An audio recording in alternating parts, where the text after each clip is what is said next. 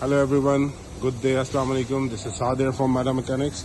Today I brought one more informative video. It's regarding a Mercedes ML350. Customer brought this car to us with the issue of coolant leak, and upon the inspection we found two visible leaks, one from the water pump and one from the thermostat housing.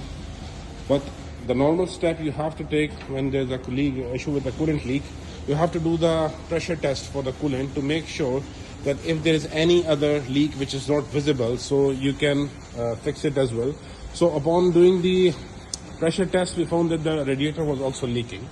So alhamdulillah, all done. We fixed the radiator, we fixed the new pump, and we fixed the thermostat housing. Car is working perfectly. And upon doing the road test, we also noticed one thing in this car, just for your information. Whenever you face this issue,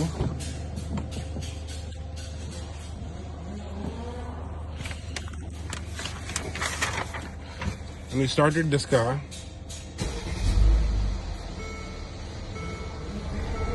you'll feel like now I'm feeling bit vibration in the steering. So it means that any of the mount, either for the engine or the gearbox, is having issue, so that have to be checked as well.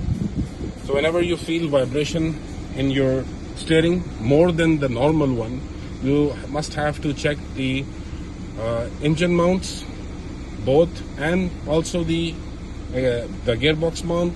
Plus you have to, if still you think that both are fine, engine and gearbox mounts, then still if the vibration is not going, then must check the exhaust if it's touching the body, so you can get rid of this vibration as well.